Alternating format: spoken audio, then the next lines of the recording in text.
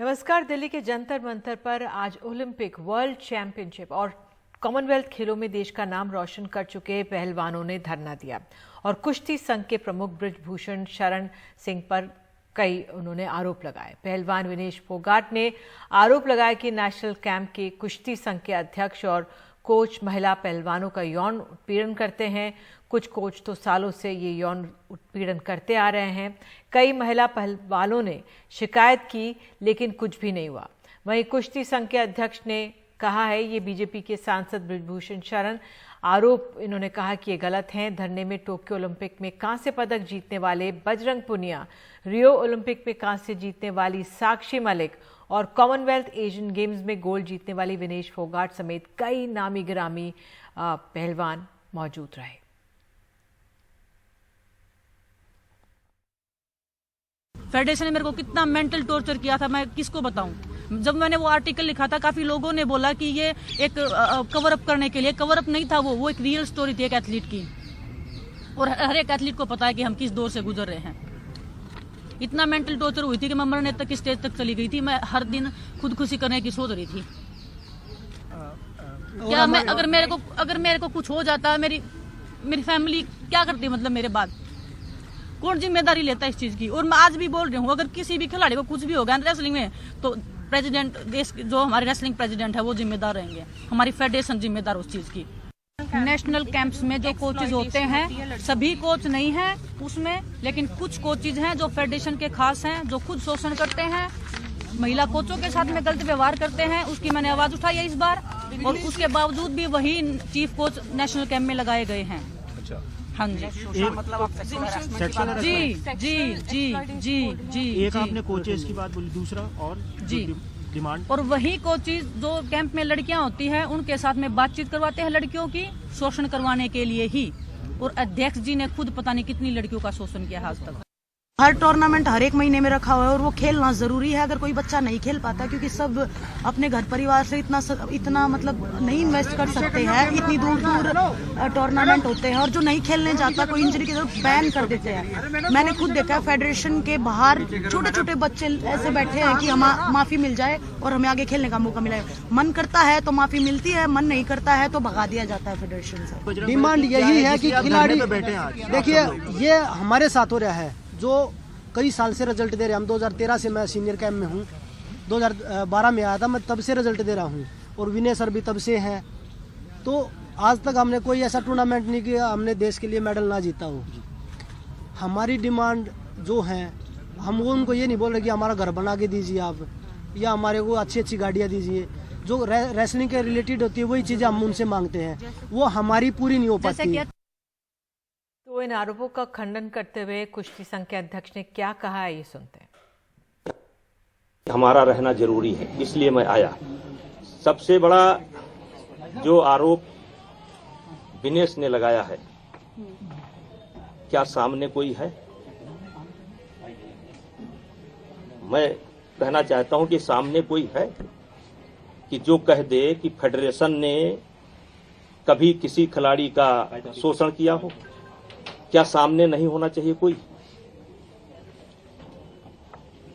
सामने तो होना चाहिए, कोई तो होना चाहिए सामने, कि सांसद जी ने, बृजभूषण सिंह जी ने, फेडरेशन के जो अध्यक्ष हैं, उन्होंने फला खिलाड़ी का शोषण किया है। सामने होना चाहिए, नहीं होना चाहिए। आइए आगे बढ़ते हैं। 2024 के लोकसभा चुनावों के लिए तेलंगाना के मुख्यमंत्री केसीआर पूरा जोर लगा रहे हैं। आज तेलंगाना के खम्मम में उन्होंने बगैर कांग्रेस गठजोड़ बनाते हुए एक बड़ी रैली की है। इसमें अरविंद केजरीवाल, अखिलेश यादव, भगवंत मान और केरल के मुख्यमंत्री और सीपीआई नेता डी राजा भी शामिल हुए। बहरहाल मजबूत विपक्ष बनाने की इस कोशिश में ममता बनर्जी और नीतीश कुमार फिलहाल नजर नहीं आए।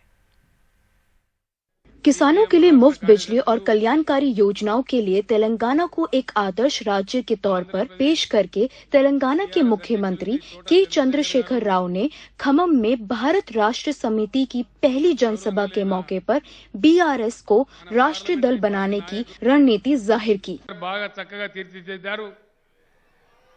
అప్పుడు తుమ్మల గారు ఉన్నప్పుడే కొంత కార్యక్రమం ప్రారంభమై వారి హయాంలో కొంత నడిచింది.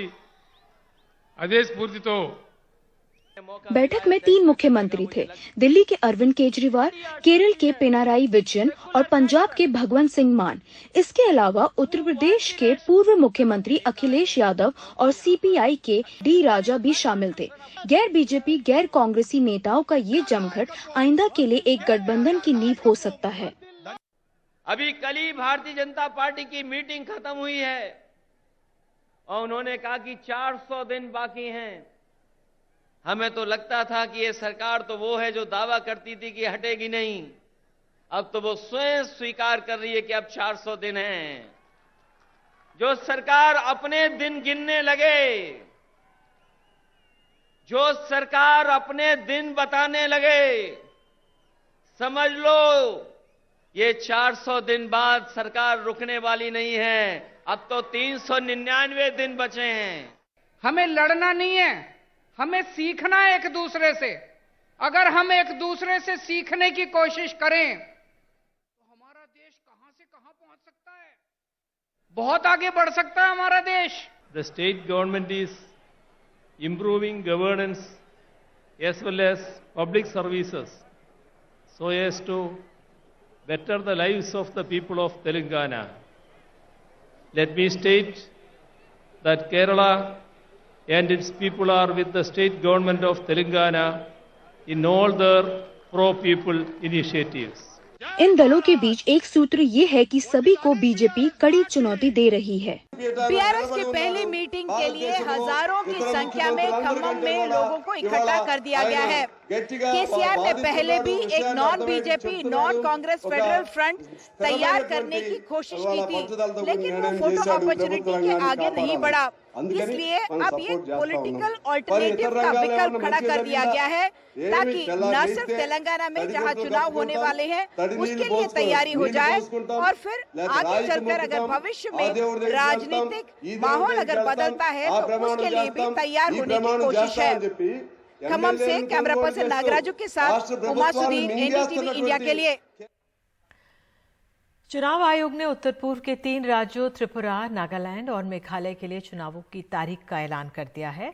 त्रिपुरा में 16 फरवरी, मेघालय और नागालैंड में 27 फरवरी को चुनाव होगा, लेकिन चुनाव का ऐलान होते ही त्रिपुरा में बीजेपी कांग्रेस नेताओं के बीच झड़प की खबरें आई। इस झड़प में कांग्रेस के इंचार्ज अजय कुमार समेत कई नेता घायल हो गए। आरोप बीजेपी कार्यकर्ताओं पर लगा। त्रिपुरा कांग्रेस के नेताओं का आरोप है कि बीजेपी कार्यकर्ताओं ने पुलिस की मौजूदगी में पत्थरबाजी की। त्रिपुरा के मुख्यमंत्री मानिक शाह ने एनडीटीवी से कहा है कि सीपीएम के वक्त राज्य में हिंसा होती थी। यहाँ पर इतना खून खराबा सीपीएम के टाइम में हुआ है और एवरी पोस्ट इलेक्शन वायलेंस और प्री पोल वायलेंस इतना हुआ है यहाँ पर। उसके बाद घर जलाना और मारपीट करना और लोग को यहाँ से भगाना, तो इस तरह तो हमेशा इनका काम ही था, डराना। इंडिगो की फ्लाइट में बीजेपी सांसद तेजस्वी सूर्या के इमरजेंसी गेट खोलने के मामले पर अब एविएशन मंत्री ज्योतिरादित्य सिंधिया ने बयान दिया है। सिंधिया ने कहा कि तेजस्वी सूर्या से गलती से इमरजेंसी गेट खुल गया था और इसके लिए उन्होंने माफी मांग ली है। ये मामला 10 दिसंबर का है। इंडिगो की फ्लाइट चेन्नई से तिरुचिरापल्ली जा रही थी। इसी दौरान तेजस्वी सूर्या ने इमरजेंसी गेट खोल दिया था।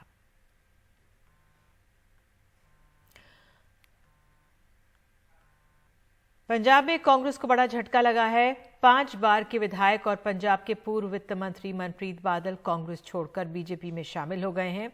केंद्रीय मंत्री पीयूष गोयल ने उन्हें बीजेपी में शामिल कराया। मनप्रीत बादल पिछले साल हुए पंजाब विधानसभा चुनाव में भटिंडा से हार गए थे। वे पंजाब के पूर्व मुख्यमंत्री प्रकाश सिंह बादल के भतीजे हैं और पहले अकाली दल में भी रह चुके हैं। उनके कांग्रेस छोड़ने पर कांग्रेस नेता जयराम रमेश ने तंज कसा। उन्होंने कहा कि पंजाब कांग्रेस से बादल छट गए हैं।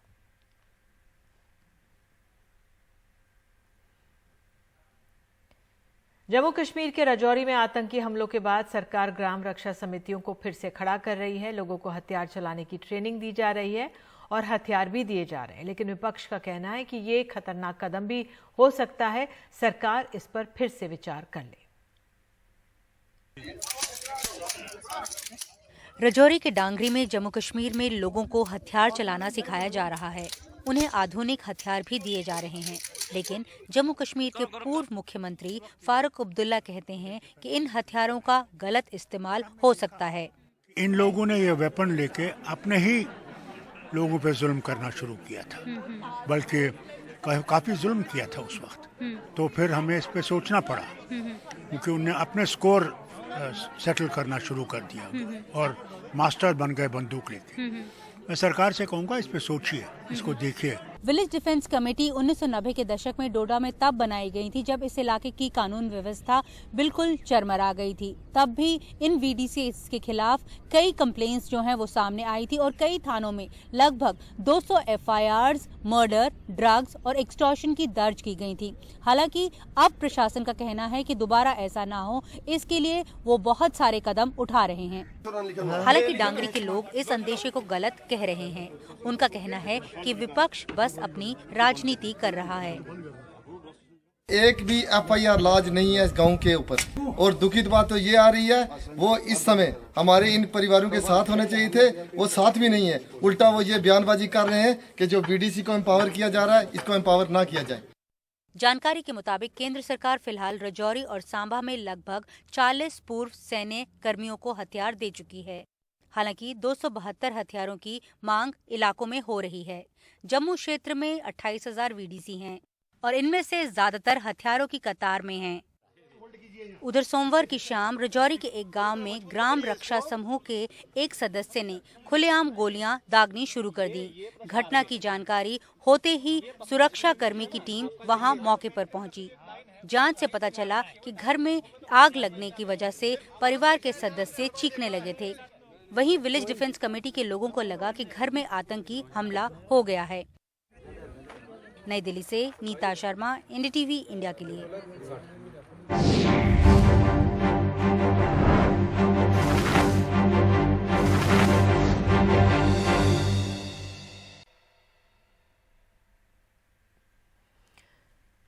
कर्नाटक के कॉन्ट्रैक्टर्स एसोसिएशन ने आज बेंगलुरु के फ्रीडम पार्क पर बीजेपी की बम्बई सरकार के खिलाफ इस मांग के साथ धरना प्रदर्शन किया कि 22,000 करोड़ रुपए का बकाया सरकार जारी करे। इसी एसोसिएशन ने प्रधानमंत्री मोदी को पत्र लिखकर 40% कमीशनखोरी का आरोप लगाया था। 40% सरकार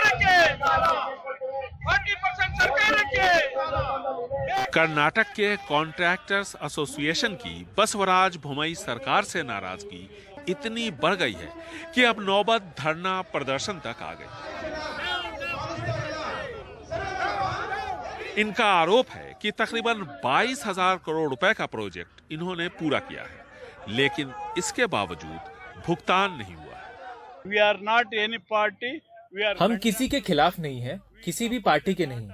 हम बहुत मुश्किल दौर से गुजर रहे हैं।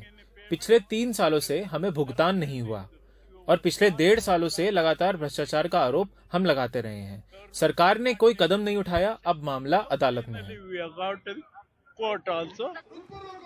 तकरीबन 1.5 साल पहले इस संगठन ने एक पत्र प्रधानमंत्री नरेंद्र मोदी को लिखकर आरोप लगाए थे कि कर्नाटक में प्रोजेक्ट लेने या बिल पास करवाने के लिए 40% कमीशन की मांग की जा रही है। मंजूनाथ 1980 से कॉन्ट्रैक्टर है। ये भी परेशान हैं क्योंकि प्रोजेक्ट पूरा करने और NOC के बावजूद इनकी मोटी रकम फंसी है। From 5 years, more than 3,000 crores pending with the government. पिछले 5 सालों में मेरा 3.5 करोड़ रुपए सरकार के पास है जो रिलीज नहीं कर रहे। मैंने शिव मोगा में नेशनल हाईवे से जुड़ा प्रोजेक्ट पूरा किया। सरकार कह रही है कि बकाये के भुगतान के लिए क्लियरेंस नहीं है। So after adjusting LOC, we will going to finish the LOC. Contractors association ने जो आरोप बोम्मई सरकार पर लगाए हैं, उस पर वो कायम है। इस बीच संतोष पाटिल नाम के एक कॉन्ट्रैक्टर ने पिछले साल इस आरोप के साथ आत्महत्या कर ली कि पंचायती राज मंत्री ईश्वरप्पा और उनके सहयोगी उसका बिल पास करने के लिए 40% कमीशन मांग रहे हैं। इसके बाद मोटी रकम लेकर ट्रांसफर पोस्टिंग का आरोप बसवराज बोम्मई सरकार पर लगा तो कांग्रेस ने 40% कमीशन सरकार का पे सीएम कैंपेन लॉन्च किया। मुख्यमंत्री बसवराज बोम्मई पर भ्रष्टाचार का आरोप लगाते हुए उनकी तस्वीर के साथ। बीजेपी कॉन्ट्रैक्टर्स एसोसिएशन के आरोपों को बेबुनियाद बता रही है। कॉन्ट्रैक्टर्स एसोसिएशन बेबुनियाद आरोप लगा रहा है। मुख्यमंत्री बसवराज बोम्मई ने कहा कि अगर सबूत हैं तो दे दीजिए। कॉन्ट्रैक्टर्स एसोसिएशन ने जो आरोप लगाए हैं अब उन्हें अदालत में साबित करना है, सबूत देना है। 22,000 करोड़ रुपए का बकाया कम नहीं होता, इसीलिए एसोसिएशन ने साफ कर दिया है कि बगैर भुगतान के आगे काम करना मुश्किल है। कॉन्ट्रैक्टर्स एसोसिएशन ने जो आरोप लगाए हैं अब अदालत में उन्हें सबूत देकर अपनी बात साबित करनी है। कॉन्ट्रैक्टर्स एसोसिएशन ने साफ कर दिया है कि 22,000 करोड़ रुपए का बकाया कम नहीं होता। जब तक इसकी अदायगी नहीं हो जाती तब तक आगे काम करना उनके लिए मुश्किल है। बेंगलुरु से कैमरामैन कुमार के साथ निहाल किदवई, एनडीटीवी इंडिया। और अब खबर है यूक्रेन से। यूक्रेन की राजधानी कीव में आज एक हेलीकॉप्टर हादसे में 18 लोगों की मौत हो गई। एएफपी के मुताबिक हेलीकॉप्टर एक स्कूल के पास क्रैश हुआ। इस हादसे में मारे गए लोगों में किंडरगार्टन के 3 बच्चे और यूक्रेन के गृह मंत्री भी शामिल हैं। इस हादसे में 29 लोग घायल हुए, जिनके 15 बच्चे भी शामिल हैं।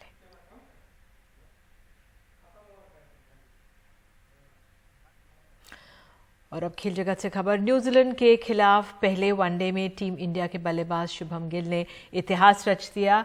वनडे क्रिकेट में डबल सेंचुरी लगाने वाले वे सबसे युवा बल्लेबाज बन गए हैं। लगातार 3 छक्के मारकर उन्होंने अपनी डबल सेंचुरी पूरी की। शुभमन गिल ने 19 चौकों और 8 छक्कों की बदौलत 149 गेंदों में 208 रनों की शानदार पारी खेली। पश्चिम बंगाल के मुख्यमंत्री ममता बनर्जी आज मेघालय के मेंदी पत्थर पहुंची और एक सभा को उन्होंने संबोधित किया। इस दौरान वे स्थानीय परिधान में झूमती हुई भी नजर आई।